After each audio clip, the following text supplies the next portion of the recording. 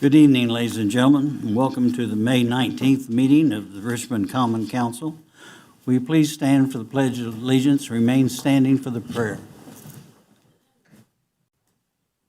I pledge allegiance to the flag of the United States of America and to the republic for which it stands, one nation, under God, indivisible, with liberty and justice for all. Lord, we thank you for our many blessings and ask for continued blessings for our armed services and for all the citizens of Richmond. Help us tonight to make the correct decisions on these ordinances that will benefit all of our citizens and continue to move Richmond forward. Mr. Purcell. Yes, Mr. President. I would like to request a moment of silence in remembrance of Richmond businesswoman, Indiana philanthropist, and generous community leader, Deborah Edelman, in recognition of our loss with her tragic death this past weekend.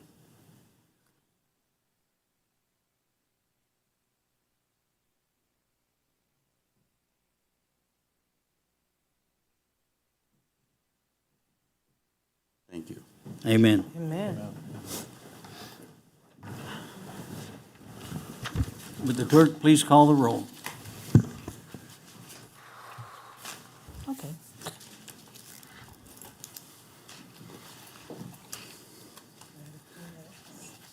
Doug Goss, Here. Lucinda Wright, Present. Bill Engel, Here. Larry Parker, Here. Ann Taylor, Here. Gary Turner, Okay. Jane Bumbelow, Here. Justin Burkhart, Here. Jerry Purcell. Here. All are present. Thank you. Here.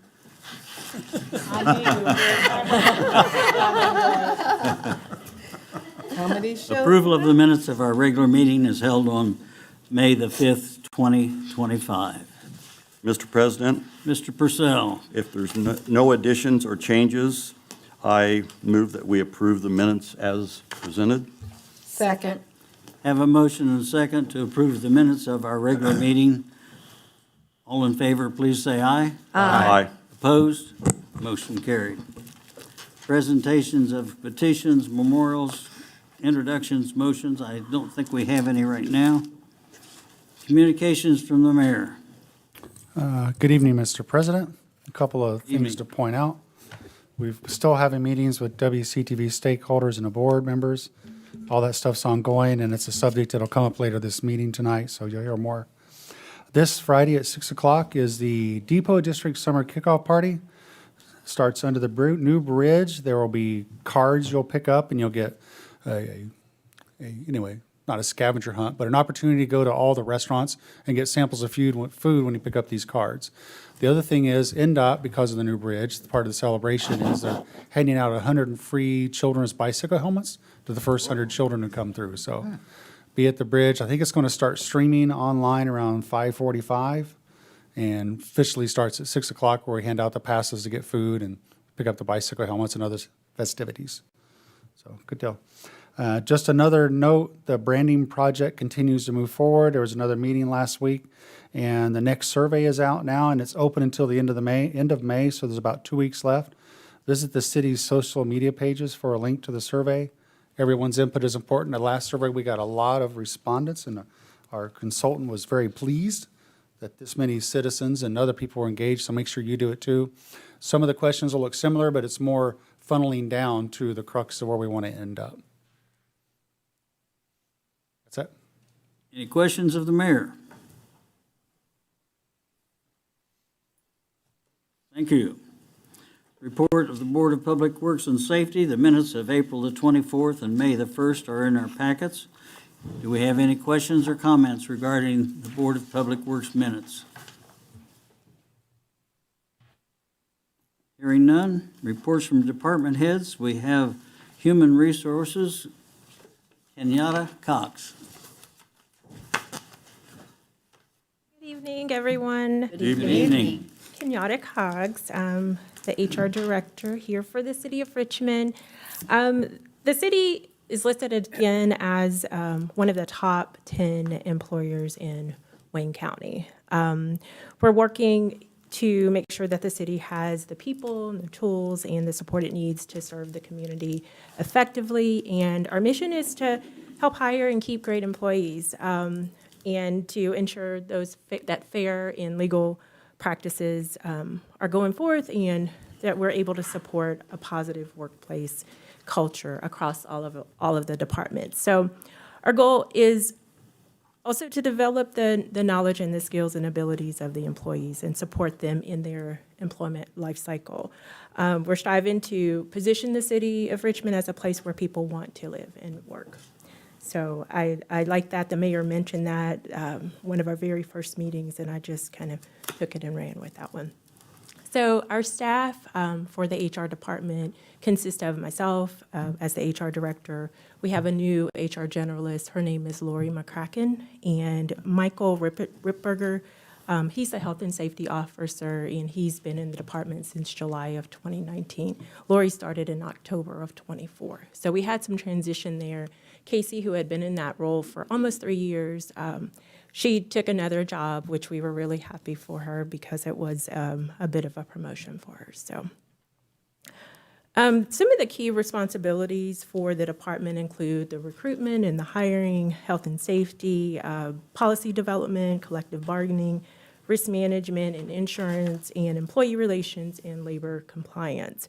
So the Human Resources Department coordinates personnel services for staff over approximately, like right now, it's averaging right around 396 permanent full-time and part-time employees, with 28 of those being part-time, and as many as 80 seasonal, temporary interns and elected employees. Today, it's kind of the start of our onboarding season, so they onboarded 45 seasonals for the pool and the parks and for the JUCO program and stuff like that for over the summer. So we also participated in earlier this year in the Chamber Career Fair that was held to promote the city of Richmond as a place to work for the juniors and seniors in the that at the high schools. For it was nearly, I believe it was listed as like 1,000 juniors and seniors that were there. So we're looking at succession planning and looking at the new workforce that's coming on board as well. In 2024, the city was able to negotiate a multi-year contract with the International Association of Firefighters, Local 1408. And this year, we'll be looking at negotiating the contracts for both AFSCME and the FOP. Our 2024 turnover rate was roughly 16%, which was still less than the 18% industry standard. We, on average, and I had to kind of break it down per year, it was roughly 1.3% per employee monthly, and on average, it's about 1.4 to 1.6 with the statistics. Our longest serving employees have been with the city for 45 years, 42 years, and 41 years. The average age of our permanent employees is, well, not the average age, I'll just do the breakdown for most of our employees are 18 to 24, we have 10%. We have 40 employees that are 18 to 24, and then 25 to 34, we have 21%, 35 to 44, we have 21%, and 45 to 54, we have 22%, 55 to 64, we have 21%, and 65 plus, we have 5%. So with regard to our workforce, we're right in the middle. I would say the average age is between 45 to 55 with regards to our employment age. So as far as like the ADA claims and Title VI claims, we didn't have any for 2024, but the 2024 demographics, we have 76% are male and 24% are female as of now. As far as workers' compensation, it really does play like a pivotal role in what our department does because we spend a considerable amount of time administering that program and helping with all the departments in processing those claims. We had for 2024 a total of 68 workers' compensation claims, with 48 of those being OSHA recordable injuries for 2024. And what that means is just that it was a workplace-related injury, that it met the criteria in that it was probably days away from the job, or when they came back to work, they had some sort of restriction with regard to their ability to do the job. So it's usually dealing with like more medical treatment also in terms of the OSHA recorded time. Property and liability wise, we had a total of 96 claims. And to date, we have a total of 35. I want to talk a little bit more about that because it's something that we initiated in 24 that I feel like is going well and should be bringing the claims down, in that the HR department with our health and safety officer, we started holding quarterly safety meetings. And they have been well attended, thanks to our mayor. He's been to several of them as well, leading by example there. So in 2024, with launching those quarterly safety meetings, the department managers and the department heads attend the meetings. And in these sessions, we talk about, the safety issues, policy updates, recent incidents. We're getting into the department, how they're actually performing in the department, giving them their numbers and things like that. It's really a time for, we're being really proactive about it rather than reactive with it. And I think it is making a difference in terms of identifying our risk trends and the just overall discussing workplace comp issues. We even just this last meeting had our carrier IPEP come in and go through everything with the department heads and the management so that they knew exactly what went into every step of it and how to bring these claims down. And really, they had the opportunity to ask more questions in terms of liability concerns that they might have had. So the goal is we want to get to a point where we're preventing those accidents and that we're managing those risks better.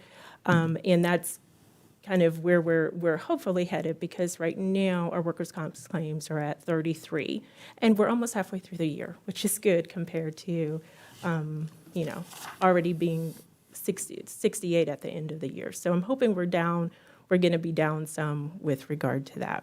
But some of the goals that I think we're setting forth for 2025, I've already talked about a few of them. One of them being succession planning for the people who will be retiring, which is a lot of our turnover rate often. And the other parts of that is just some plan policy updates and continued implementation of our HRS features. Right now, we're using it for onboarding, but we've brought on a select few that are able to handle some of the performance management parts of it. So bringing on the rest of the workforce is another part of that, and continued risk management efforts will be a major goal. So that's all I have for you. Thank you. You're welcome. Thank you. Thank you. Questions from council? Mr. President, Mr. Engel? Kenyatta, excuse me, have you begun collective bargaining with city unions yet? Yes, we have begun the collective bargaining with the ASME union, not the FOP yet. Do you have to negotiate a contract with FOP or the firefighters union, or? Yes, the firefighters union contract was negotiated in 2024, so it is in effect starting 2025 for 2 years, I believe. Again, 2 years? Yes. And so hopefully we're able to also negotiate a multi-year contract for both the ASME union as well as the FOP. Okay, great. Thank you. Any additional questions? Yes. Yes, Mr. Mr. President. Purcell. These are two areas I know a little bit about, and that's police and fire. Have we started making plans on how we're going to catch up? Because most of the other cities are quite a bit ahead of us on base pay for pension and retirement. And I know that we're losing a lot of people because of that. And I just wondered if we're looking or considering some type of a plan to move, as we move forward. We are, and I've spoken with, now I will say some of the I would say involuntary or voluntary separations that we occurred, most of them were not in terms of someone going for more money. A lot of them were, this past year specifically in like '24, a lot of them were retirement based, a significant amount. But we are looking at what can be done to get us to a good point. The issue is really, we have the salary study already that we had done prior to my arrival that really does lay out while we're not, we're comparable for our size at this point and what we're able to pay. I'm working with, Tracy and I will be talking soon about what that looks like to moving forward, especially for the contracts and things that we've negotiated. Yeah. Well, firefighters and police officers are becoming commodities, and cities are reaching out and paying bonuses, et cetera, for them to transfer over. And we've got to calculate the cost that we put into training these people and retraining, in my opinion, and try to be as competitive as possible for those officers. Thank you. Okay. Any additional questions? Thank you.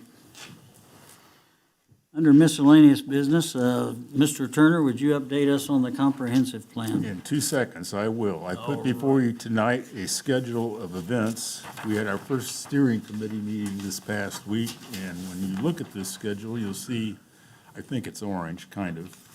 Those are public events that you may be interested in participating in. And then the very last event is November 3rd, when the plan will be presented to us for final approval. I would say that over the past, I guess, 6 years, 2019 was the year we adopted our current plan. As a guy who's spent his entire career in planning, I've never seen a plan used in the manner that ours has been used. So effectively, in being able to secure almost vast amounts of funding for exciting projects, all contemplated in that plan, this update will be the steps that we need to take for our future along the same line of thinking. So I would encourage all of you to be as involved in that as you can be. Thank you. Any questions of Gary? Thank you. Also under miscellaneous business, the WCTV Board of Directors would like to talk to us. Mr. Poust?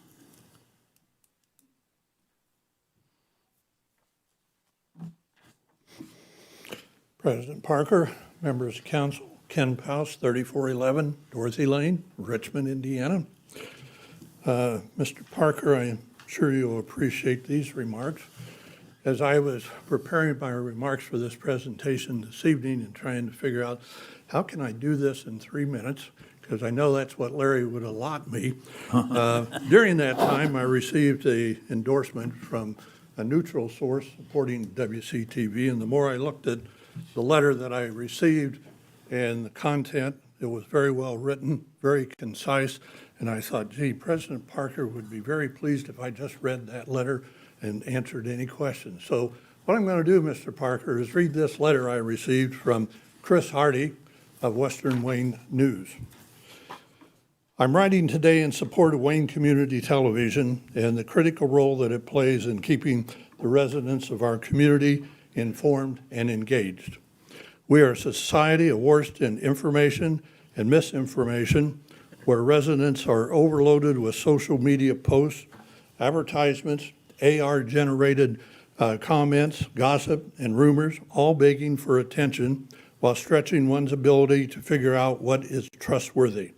Access to primary sources of information that have a reputable and a neutral source and a trustworthy, transparent delivery process are needed more than ever in help in keeping the information and the democracy in the public light. For decades, WCTV has been a core part of ensuring that Richmond residents can have a direct access to the government meetings and community conversations that help them understand what is happening here, what our elected officials are doing on their behalf, what government bodies and departments are wrestling with, which is schools and nonprofit organizations are doing to address the challenges that affect them and affect all of us. WTCV has helped our community cut through the noise and go straight to the source. What more they do at a level of quality that is the envy of other communities across the state. They ensure the video is of the best it can be, the sound is clear, the video is clear, the noise goes straight to the TV section. WCTV is a professional organization who every day juggles meetings, many schedules, and technical hurdles in trying to present you with each the best quality service that they can do for public view. As a publisher of Western Wayne newspaper, I've seen the impact of this work from firsthand. WCTV's coverage regularly informs and enhances our own news reporting. Richmond and Wayne County without WCTV would be a community that is less informed, less engaged, less prepared to vote in elections, less willing to volunteer or offer philanthropic support where it needs it most, less aware of what our neighbors are doing, and less ready to build on our future. In short, if WCTV were to disappear or be forced to significantly scale back its operations, the community would be worse off. I encourage you to offer the support and the actions needed to ensure WCTV can continue to work well into the future. Thank you, Chris Hardy of Western Wayne News. Short and to the point, Larry, 2 minutes. At this time, I would like to show a short video. It may take a few seconds more. So at this time, Eric, if you'll put the video on.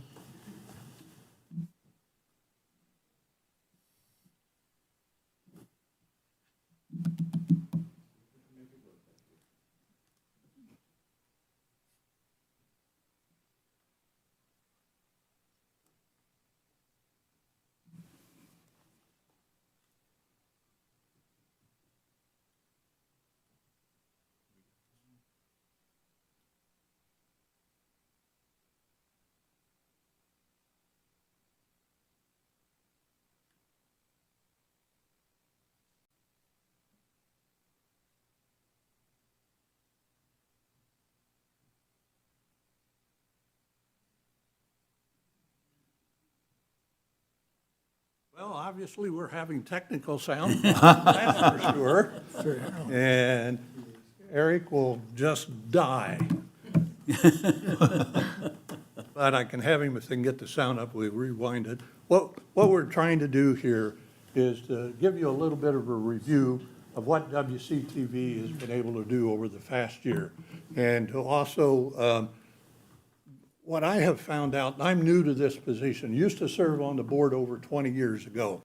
But what has happened, I came back on the board in January, talking to a lot of folks, and found out most folks don't really know about WCTV and all 3 channels and exactly what we do over the years. And so we decided we had to do a little better marketing job. So Eric and the staff put this together, and they did forget to put the soundtrack on it. But anyway, it's a good synopsis of what WCTV has done over the years. And getting ready for this meeting tonight, I said, "Are you sure everything's going to work fine?" He said, "Yes." And Kobe, who is... You are watching Whitewater Community Television, Cable 11. Since 1988. Whitewater Community Television, WCTV, has been a trusted source of local programming for Richmond, Indiana, and all of Wayne County.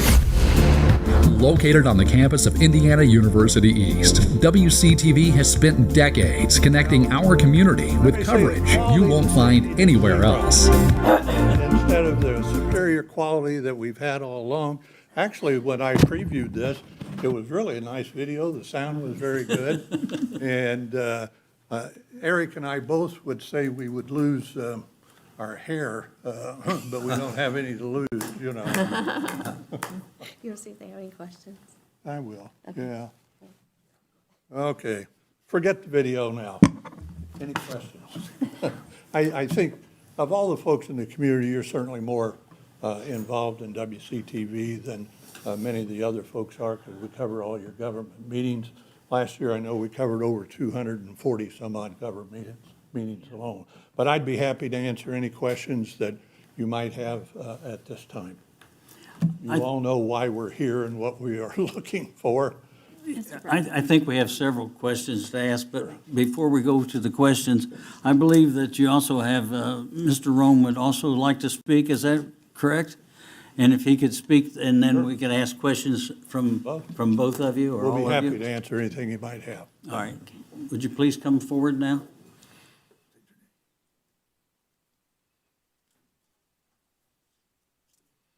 Good evening, Honorable evening. Board. Evening. Good evening. First, I apologize for my attire. This isn't my usual work outfit. I wasn't planning on being here today. I would have dressed appropriately, so please forgive me. I want to address some of the misinformation that is out surrounding WCTV. And I brought with me a colleague, our new Vice Chancellor for Finance Administration, who's handled much of the contract and so on, so I will have him speak. But I want to say here on WCTV cable that IU East has never planned to move WCTV off our campus. There was never any discussion about WCTV being moved from our campus. So that's the first point that I want to clarify, because I've heard from different prominent people in the community, why are you kicking out WCTV? And I said, well, that's a good question. It was the first of my hearing that we were doing that. I think you need to understand a bit about the contract that we had with WCTV and why it was terminated. And for that, I would ask that my colleague address Arte Lebanon. So, good afternoon, evening. Arte Lebanon, Vice Chancellor for Finance and Administration. So the contract is fairly explicit on requirements. WCTV operates as a separate legal entity, has its own operations, its own functions, its own media plan. Indiana University East merely leases employees to WCTV. There are 3 part-time, 5 full-time. The way that payroll is handled is it's a pass-through. They bill us for services. We pay them for the services. That money then is paid for their payroll for those leased employees. We have no control over that other than they fall under Indiana University human resource policy. The most salient points that are applicable here are the requirements for financial solvency. It's explicit in the contract for services that WCTV maintain and hold a daily cash balance equal to 1/6 of their annual budget. Failure to do so terminates that contract upon request. Before I got here in January, this has been a long-standing conversation about financial solvency with WCTV. I was asked by Indiana University's treasurer to ask and request for that negative cash balance to be brought current.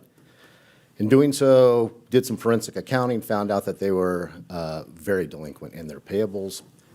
Had a meeting with Ken and Scott, who graciously met with us, explained some of the challenges. They're new as well. So conversations ensued about what's it look like going forward. They both agreed in our conversations that under the existing contract, it's financially very difficult for WCTV to operate. So the agreement came that we would terminate that contract as it stood and enter into a future arrangement where it's beneficial both for WCTV, Indiana University, Richmond, the community, Wayne County. every constituent stakeholder that's involved. And that's how we got here. Thank you. Thank you. Any specific questions regarding what we've just heard about the financials? Thank you. Thank you. Thank you. Is there anyone else, Ken, that you want to speak about the finances of WCTV? I briefly agree 100% with what Arte said, and we have been meeting with them, and he's absolutely correct. Arte came to IU East in January. I went back on the board in January, so we were all new back into the positions on there, and WCTV was considerably behind in payments to Indiana University. And so my first goal was to work with Eric and the board of directors to bring them up to date. I'm happy to say as of to date, we are 100% paid. The only invoice that we anticipate we will have coming is May payroll. Usually we receive those invoices somewhere between the 2nd and the 5th day of the month. So we would have that invoice coming to us in June, and we will have funding available to be able to pay that bill in full. Also, I want to thank council and certainly the mayor, who was extremely helpful with us in giving us an advance on one of our quarterly payments, and we were able to immediately turn that money over to IU to make sure that we were currently and up to date. Be happy to answer any other questions that you might have. All right, questions from council at this time? Mr.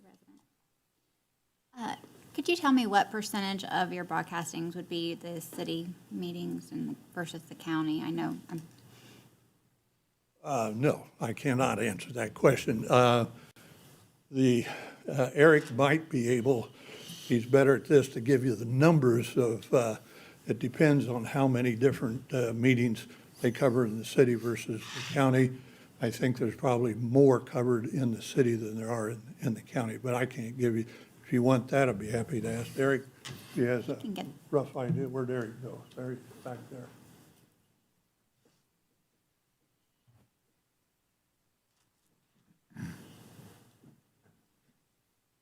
Good evening.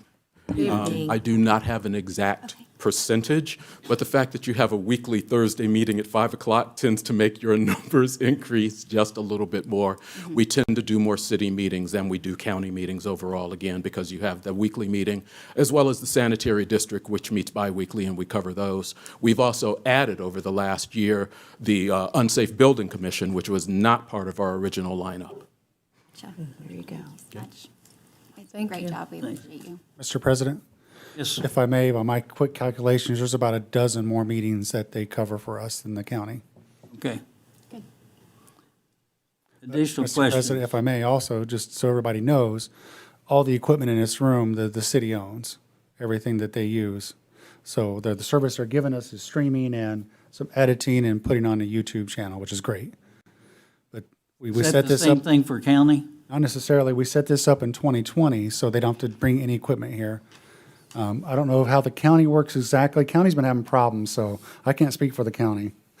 I could kind of speak, but he's the expert. The county setup is different. We take cameras in and out every time we go into that building. Here, we are set up, we have a director's area. There, we use a single camera for the meetings that we do for them. So you need more people over there than you do here? Or just one? No, we still do one. Okay. All right, thank you. But in what you did when your council decided to redo your chambers here, you were very thoughtful as you looked to the future and decided to do the wiring and everything at the time to put the one council in with the 3 cameras that you have here. And that makes it much easier for WCTV or an operator to come in and to run everything. So you're to be commended on doing that when you redid the chambers here. Additional questions from council? Mr. President, Yes, sir. Ken, city and county government meetings are just a small portion of what's on WCTV. Is that correct? That is correct, yes. And are you being reimbursed for, I don't know, churches? To answer your question, the answer is no. Now, we do have several sponsored programs that we have. Reed Hospital is one of our major sponsors on there. The Veterans Program used to be sponsored by Nissan, for example. They have dropped that. One of the things when I came on the board and looking at it, and I looked at the debt that we had, that we owed IU at that time, and I said, you know, part of the problem is that Comcast, the amount of money that they're sending into the city of Richmond each quarter is decreasing. Next year is going to be a major decrease with Senate Bill SR1 now. It's going to be 20% less right off the top before you get that. So what's happened over a period of years here, the amount of money that WCTV's had to be able to function and operate has shrunk every year, and it's continued to shrinking on there. And so in looking at that, what we've done, I say for free for the community in the past, with the city and the county picking up, the city actually picking up the majority of funding that we get. And you've given 40% in the past, and the county's given about 84%, but the county only gets about $30,000 a year, and last year in '24, you got $364,000 is what the city got on there. So in looking at that, I said, you know, we've got to now charge for what we've been doing in the past. And we have the 3 channels on there. We even looked at doing away with one channel. That would have saved about $2,500. So that was small in comparison to the needs that we have. We've looked at the possibility of reducing in size, but that means there's a lot less that we can do. I'd rather not do that if we can find the funding. We're doing our best to have fundraisers. Misty has worked extremely hard. Dave Snow is in the process of putting the telethon together yet this month, the last week of the month, to try and get additional funding in from folks in the community to help to support the community television. We will, with the funding that's available, it's obvious that we are going to have to pull back from what we have done in the past. As you all know, the new law, July 1st, goes into effect on the streaming. Some of the county towns have asked us to possibly do that funding, or not funding, but filming for them and archiving of the records, which would bring some income in. But it's not enough for us to continue in the future and do what we have been doing. Any additional questions from council? Any additional comments? I just hope we can get your support. Thank you. Mr. Purcell, you wanted to speak about the distribution of franchise fees. Do you want to make a little statement about that and then have us send this to our finance committee? I do want to make a statement. First of all, I'd like to make a motion to increase the cable franchise fee percentage paid by the City of Richmond to Whitewater Community Television, WCTV. WCTV is designated as a public education and government PEG access with channels set aside for said purposes. Indiana statutory requirements beginning July 1st, 2025, public education and governmental access channels are to catalog public meetings, thereby increasing the operational cost of WCTV. The continuance of WCTV providing this service promotes transparency in the operation of city and county government and is in the best interest of the citizens of Wayne County. I would like to move to increase the cable franchise percentage paid by the City of Richmond to WCTV to 65% of the total cable franchise fees received by the City of Richmond from the current cable provider. And I'd like this to be retroactive to January 1st, 2025. Comments from council? I think your suggestion that finance have a conversation about this is appropriate. I'm not comfortable simply acting on a or on a motion tonight without having I agree. some due diligence. I agree. Agree. Any additional comments?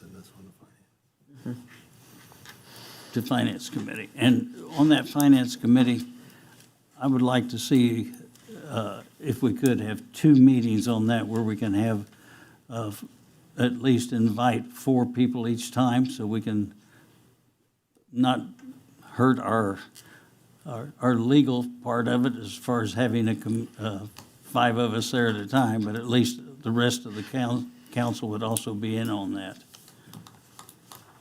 Is that possible, AJ? Yeah, as long as we don't have a quorum present or violate the serial meeting law by having consecutive meetings, but there's some timelines that we can look at to make sure we're in compliance. Okay. 72 hours, isn't it? Okay, thank you. Mr. President, Yes, sir. if I may, the amount of dollars that were received continues to decline. So a quick example is we dropped from, our contribution went from 38,000 one quarter to 38 to 35 to 34. So we recently, as they mentioned, we advanced $30,000, not knowing exactly how much our next quarterly check would be, and we actually just got that. So there'll be another small check coming to WCTV, $3,000 or $4,000, correct, Tracy? Right at $4,800. For $4,800 more. So we got $3,480 or $34,000 on the last check. So we'll get that over to them as soon as possible. All right. Ordinance is on first reading. Mr. President, Mr. Goss. I move that we suspend the rules and read ordinance 29, 2025 by title only. Second. Have a motion and a second to suspend the rules and read ordinance 29, 2025 by title only. All in favor, please say aye. Aye. Opposed? Motion carried. Ordinance number 29, 2025 is an appropriation ordinance amending ordinance known as the 2025 civilian salary ordinance. Good evening. Beth Fields, Director of Strategic Initiatives. Good evening.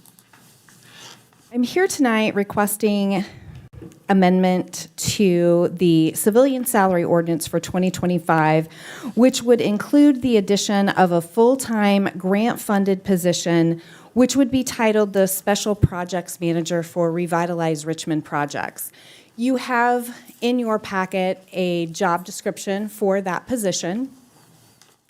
As you are aware, with Revitalize Richmond, Earlham College was able to secure a $25 million grant from the Lilly Endowment to fund the College and Community Collaboration Program. This is an application that was submitted in 2023, and those projects are ongoing at this time. There are several projects that are part of the city's partnership with this program, and you'll be hearing more about that at your June 2nd meeting. There will be another ordinance that will be coming for you for the acceptance and appropriation of the funding for this position.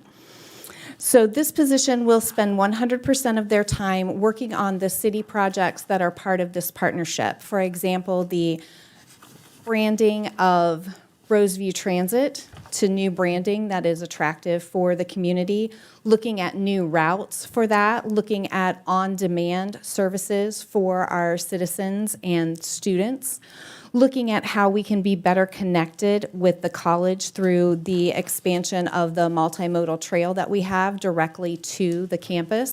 We heard during the planning process for Revitalize Richmond that students feel that they need safer access to downtown and the Depot District.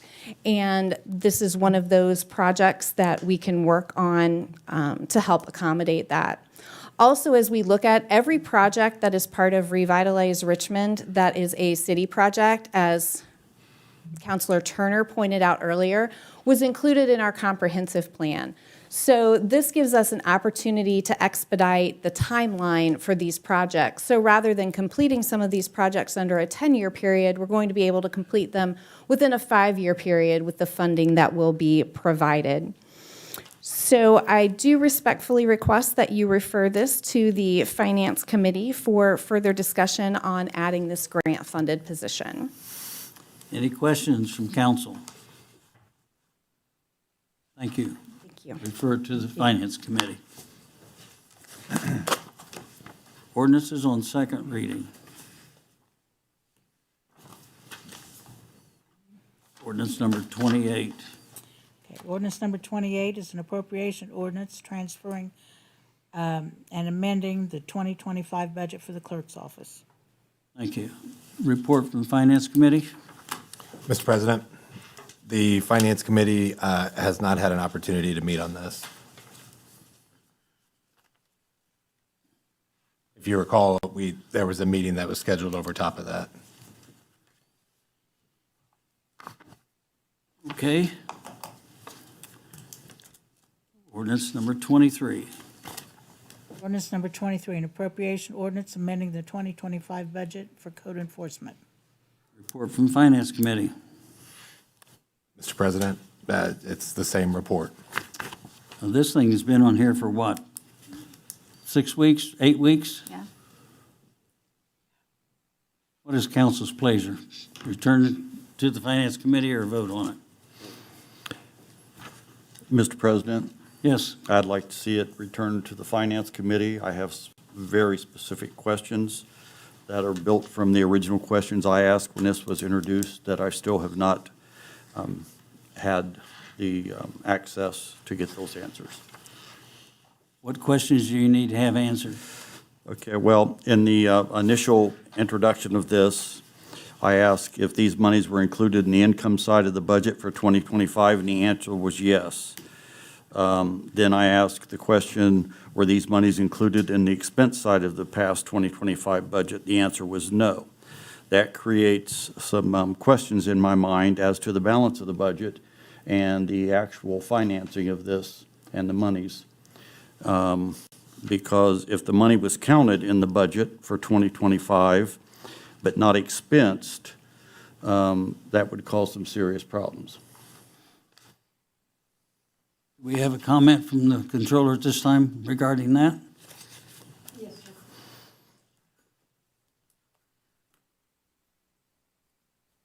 As I explained to Jerry last week when he came to my office regarding this very same thing, the expense was approved in the 2025 budget on the sanitary district side of the budget. It is not in the state, the local government finance and the State Board of Accounts told us we had to do an additional appropriation to be able to move those funds or those expenses over to the general fund. That's what we were told. So yes, the funds have been approved for the 2025 budget, but it does change the budget for the general fund, which is the same but kind of separate, I guess. I don't know how to quite explain that. Can you meet with Mr. Purcell and get this taken care of so we can pass this on our next one or reject it? Absolutely. Any council member is more than welcome to come to my office, and I will be happy to go through and show you reports or anything else you need. Thank you. You're welcome, sir. Mr. President? Yes. Tracy has been very helpful, and I did have a short conversation with her this morning, but was not able to get back this afternoon. But I would like to have other members of the Finance Committee with me, and I'll Okay, make those that'll be fine. arrangements. Thank you. It will happen before our next meeting. Mr. President? Yes, sir. Before we move on, I'm not clear on what just happened. Are we sending it back to Finance? Yes, it'll go back to Finance. Which will meet in 2 weeks, all right. No, it's going to meet before 2 weeks. They're going to make a special meeting with Tracy. Okay. Just want to know. Is that correct? It's really up to... Can you do that? I can do that.